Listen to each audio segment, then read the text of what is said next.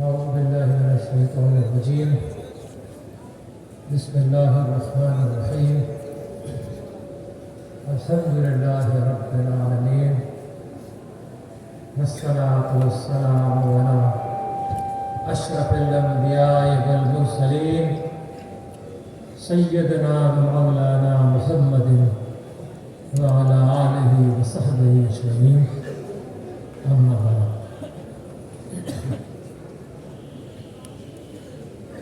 سامعین محترم، سب سے پہلے آپ تمام حضرات کو حضرت قبلہ سید عبد الباری شاہ چشتی قادری نظامی رحمۃ اللہ علیہ کا عرس بہت بہت مبارک ہو۔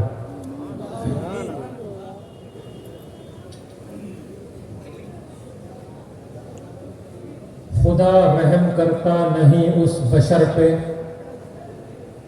نہ ہو درد کی چوٹ جس کے جگر پہ،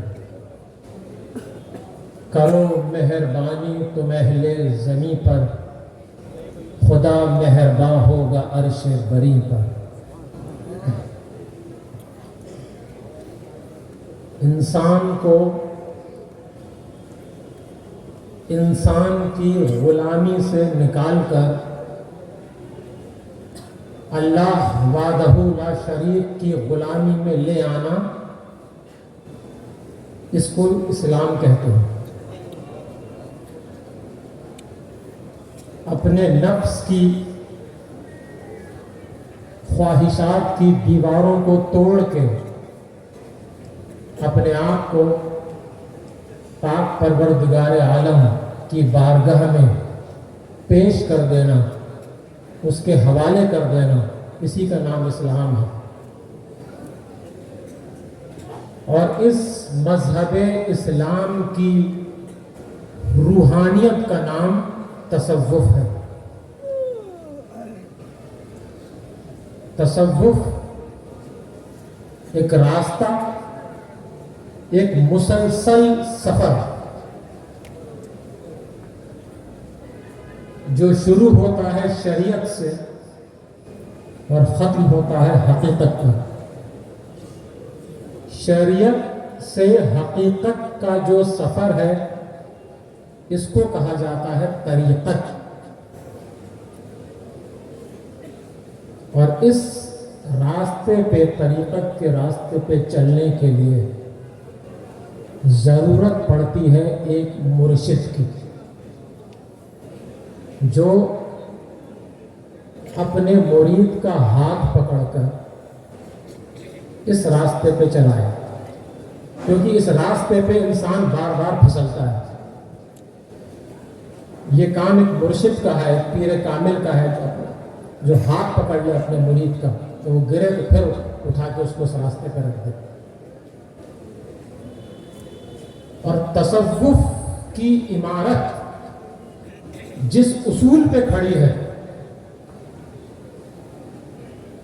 وہ اصول ہے خدمت خلق، ایک اللہ کی عبادت اور اس کی مخلوق کی خدمت۔ خدمت وہ جو بے لوث ہو،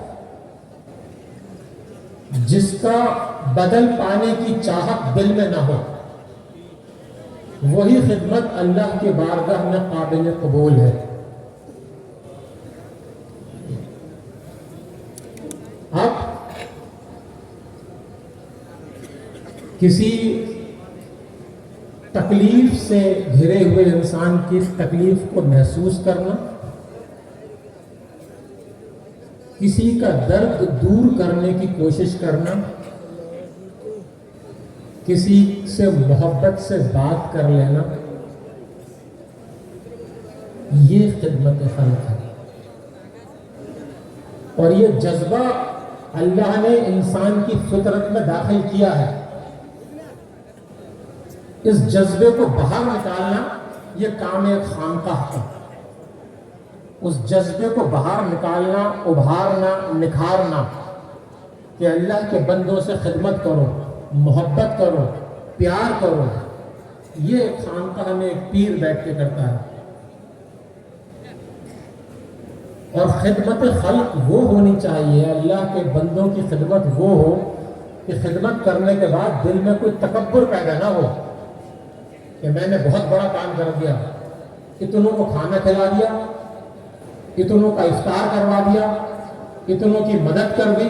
نہیں، حضرت سید نظام الدین اولیاء محبوب الہی نے آج سے 750 سال پہلے یہ فرما دیا کہ جس شخص کے دل میں یہ خیال آ جائے کہ وہ نیک ہے، وہ عبادت گزار ہے، وہ پرہیزگار ہے، وہ سخی ہے، تو وہ سمجھ لے کہ وہ اپنی زندگی کے بدترین مقام پہ پہنچ چکا ہے. اپنے آپ کو گنہگار تصور کرتے رہو، کچھ پتہ نہیں اللہ کس موڑ پہ پکڑ لے. اس نے پکڑ لیا تو کوئی چھڑانے والا نہیں. یہ کام جب ہی ہو سکتا ہے جب آپ کے پیر کی رہنمائی قدم قدم پر آپ کے ساتھ ہو. پیر امتحان بھی لیتا ہے. آج کل تو ذرا تکلیف ہو جائے تو کوئی فائدہ ہی نہیں ہو رہا، یہ حالت ہو گئی ہے. اور پیر کیسا ہو اور مرید کیسا ہو، مرید بھی ایسا ہی ہونا چاہیے کہ دنیا ادھر کی ادھر سے ہو جائے، آسمان پھٹ جائے، زمین پھٹ جائے، مگر اپنے پیر کا دامن ہاتھ سے نہ چھوٹے. روئے زمین پہ کسی بھی خانقاہ میں جب یہ پڑھایا جاتا ہے کہ مرید کیسا ہو تو مثال ایک ہی دی جاتی ہے کہ ابو الحسن امیر خسرو جیسا، اور پیر کیسا ہو تو سلطان المشائخ محبوب الہی جیسا. وہ پیر اور وہ مرید جن کی مثال نہیں ملتی کہیں. حضرت امیر خسرو رحمۃ اللہ علیہ، آپ سب نام جانتے ہیں ان کا. ایک ایسا بھی وقت تھا کہ وہ یہ سوچتے تھے میں کس کا مرید بنوں، کس کو اپنا پیر بناؤں، کس کے ہاتھ پہ بیعت کروں. بہت چھوٹی عمر سے حضرت امیر خسرو نے شاعری کرنا شروع کر دیا تھا. جب ان کے والد نے دیکھا کہ بچہ شاعری کرتا ہے اچھی، اس کا رجحان کچھ تصوف کی طرف ہے، اس کا رجحان کچھ روحانیت کی طرف ہے، وہ ہاتھ پکڑ کے لے گئے کہ چلو میں تجھے آج حضرت نظام الدین اولیاء کی بارگاہ میں لے جاتا ہوں، تو ان کا مرید بن جا. حضرت امیر خسرو جب خانقاہ تک پہنچ گئے محبوب الہی کی تو رک گئے. اپنے والد سے کہا کہ یہ فیصلہ تو میرا ہونا چاہیے کہ میں کس کا مرید بنوں. مرید کا مطلب ہے ارادہ کرنے والا. آپ میرے لیے پیر کیوں چنیں گے؟ چوائس تو میری ہوگی، میں کسے پیر چنوں؟ میں نے ابھی حضرت نظام الدین اولیاء کو پیر نہیں چنا، اس لیے میں یہیں رہتا ہوں، آپ چلے جائیے اندر. ان کے والد نے جب یہ جواب سنا تو بڑے شوق ہوئے.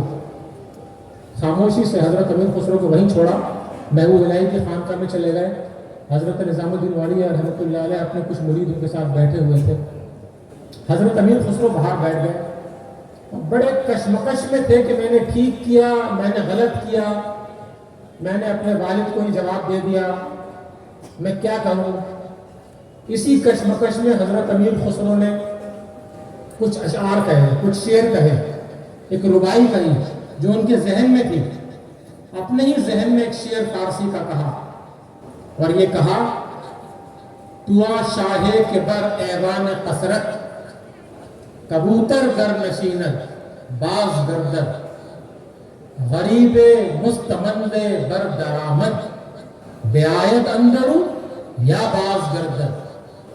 حضرت امیر خسرو نے اپنے ذہن میں کہا محبوب الہی کو کہ تو ایک ایسا بادشاہ ہے، تو شاہے کے بر ایوان قصرت، تو ایک ایسا بڑا بادشاہ ہے کہ جس کے محل کی چھت پہ جب کوئی کبوتر بیٹھ جاتا ہے تو وہ باز بن جاتا ہے.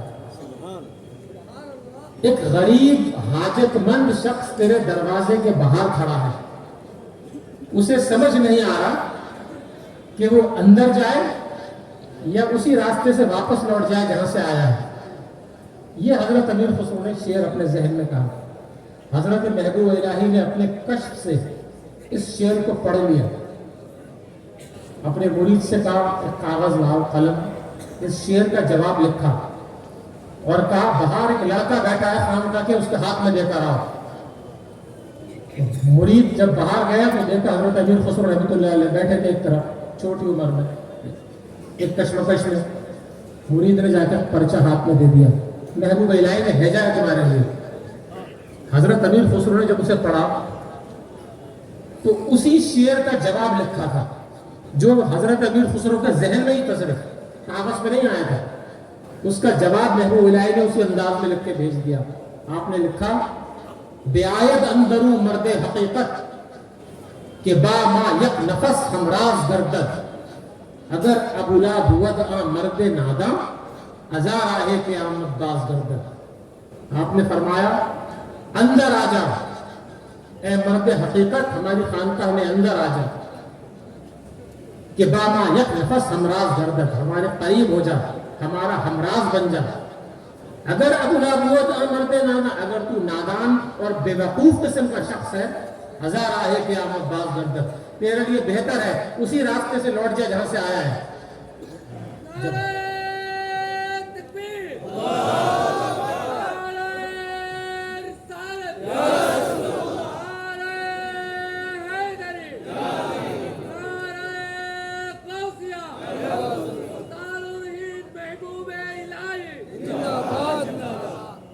حضرت امیر خسرو نے جب یہ جواب دیکھا ان کی آنکھوں میں سے اشک بہنے لگے.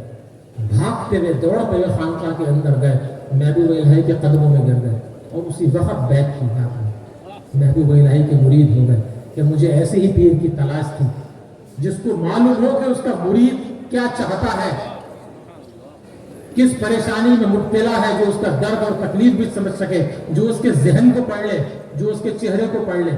وہ پیر آج مجھے مل گیا. اور جب مرید ہوئے تو ایسے مرید ہوئے کہ ایک وہ وقت بھی آیا کہ اپنے پیر کے لیے, اپنے پیر کی ٹوٹی ہوئی جوتیوں کے لیے سب کچھ نشانہ کر دیا. سبحان اللہ. سارے مال دولت سب کچھ قربان کر دی اپنے پیر و مرشد کے لیے. وہ حضرت امیر خسرو. محبوب الہی فرمایا کرتے تھے, خسرو تو میری زندگی کی دعا مانگا کر, کیونکہ جب تک میں زندہ ہوں تب تک تو زندہ ہے, اگر میں اس دنیا سے چلا گیا تو زندہ نہیں رہ سکتا. اور ایسا ہی ہوا. محبوب الہی کے جب وصال ہوا سن 725 ہجری میں, تو حضرت امیر خسرو تو بنگال میں تھے.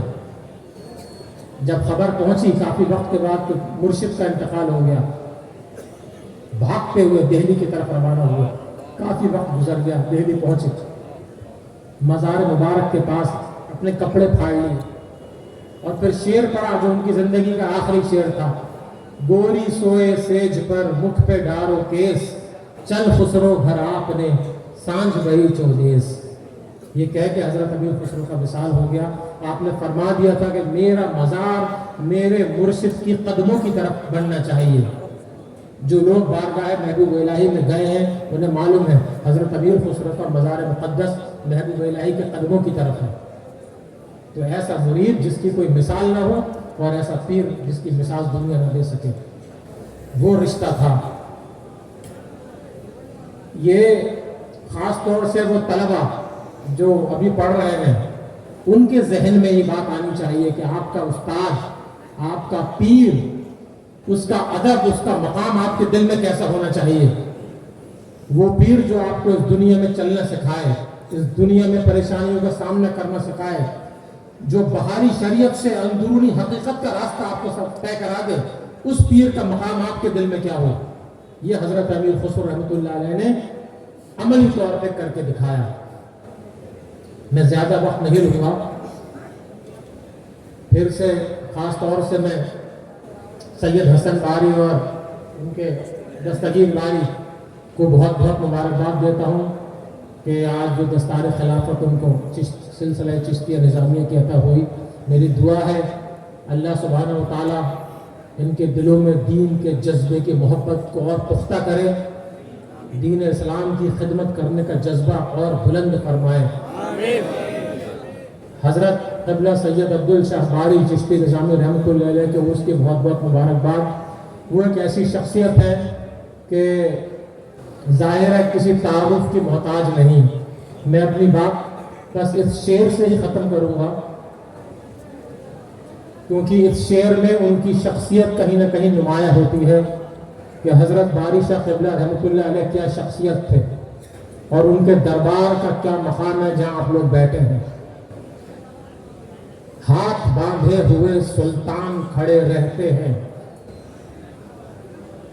ہاتھ باندھے ہوئے سلطان کھڑے رہتے ہیں، پھر بھی جو لوگ بڑے ہیں وہ بڑے رہتے ہیں. ایسے درویش کے دربار میں موجود ہیں آپ جس کے جوتوں میں کئی تاج پڑے رہتے ہیں.